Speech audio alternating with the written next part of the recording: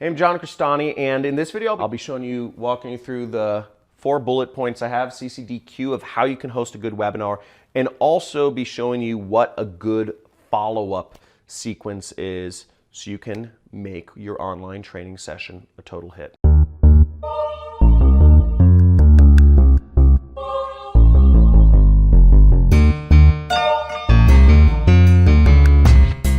So hosting an online webinar isn't very complicated, and I'm going to break it down very simply here. I host a lot of webinars for my business. One side of my business is I actually train people on my own business model, which is called affiliate marketing.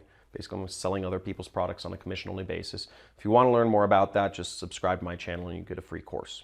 Now, I've broken it down into 4 different steps, CCDQ. And the first thing you want to do to host a good webinar is make sure you have a very strong internet connection. You can go to speedtest.net to check your internet connection, and you want to make sure you have a good up and down speed. So up and down means, a lot of people have fast download speeds, but you want to make sure you have an up speed of at least a couple megabytes per second, at least 5 megabytes per second.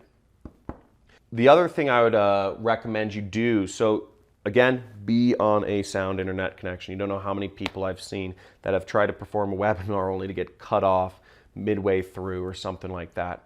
What I would recommend you do is you use GoToWebinar, the most common webinar program, and call in from the landline.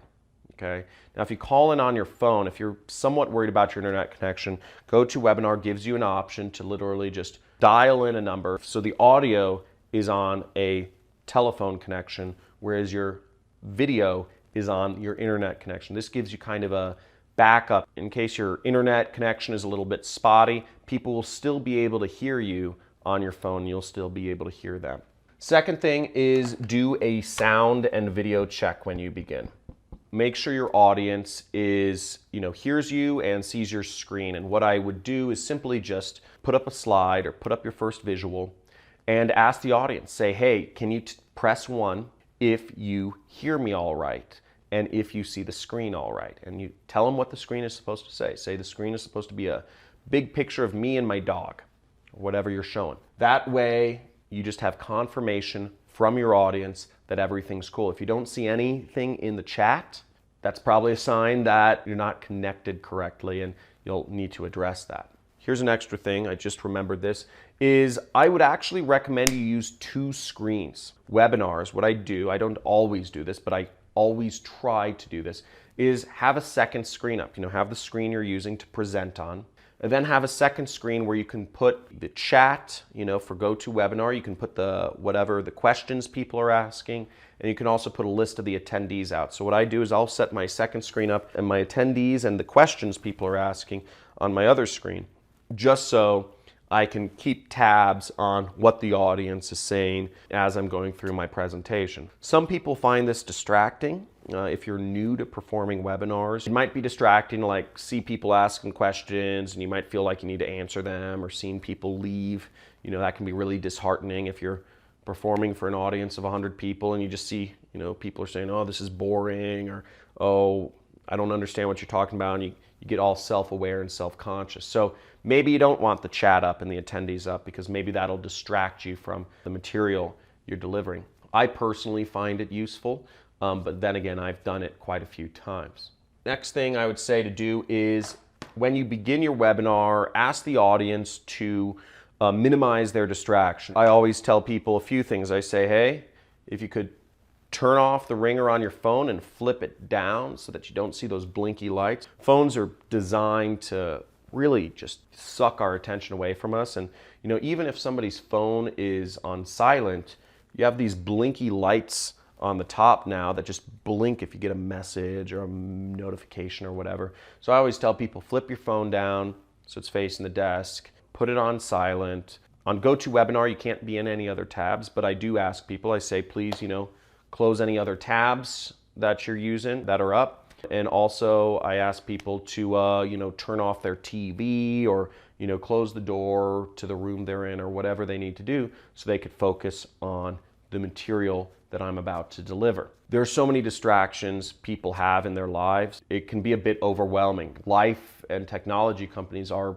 literally designed to take our attention away from, from other people. I mean, I could go on and on about how bad tech is for social relations, but a lot of people will have their TVs on. Call out all these things. Help people minimize those distractions. If you have something valuable to share with them, it will help them get the best, most juice out of your presentation. Now, the last thing is, I would say before you begin your presentation, also let people know what your question policy is. If you say, look, I encourage interaction, but I won't be answering questions until the end of the presentation, let them know that. Or if you want people to ask questions all throughout the presentation, you'll call on people and answer their questions, say ask questions anytime. Also, what I would do in the beginning is let people know if you're actually gonna call on them and unmute them, okay? Or if you're just gonna answer their question but not actually have them on the line, on the webinar with you. Some people get a bit jarred when you just unmute them and maybe they're hanging out at home with a kid and they have a crying baby and they don't want to be called on. So you could tell people, what I tell people is I say, hey, look, if you ask a question, I may unmute you, I may put you on the line and because I want to talk to you live, and also make sure you have a microphone, because I only answer questions for people who I'm going to actually speak with. I like that interaction. So that's how to host a webinar. It's not too complicated. Now, what I would recommend for reminders and follow-up sequences, general. So I send people a reminder 6 hours beforehand, 4 hours beforehand, and 2 hours beforehand, and also 15 minutes beforehand. Now, in a business-to-business space, you might want to be a little more discreet, and you might want to only send a reminder maybe a day, an hour, and 15 minutes beforehand, just to let people know what's going on. If you have the ability to send text message reminders for your webinar that you're doing, I think that's very useful because, let's face it, sometimes people forget or life gets in the way or calls or whatever.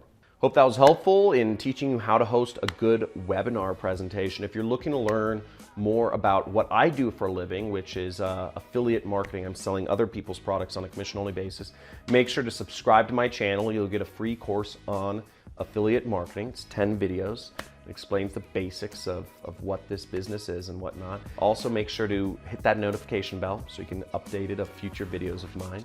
Leave a comment if you have any questions about this video or if you have a request for future topics for me to talk about. And also like this video if you enjoyed the material here.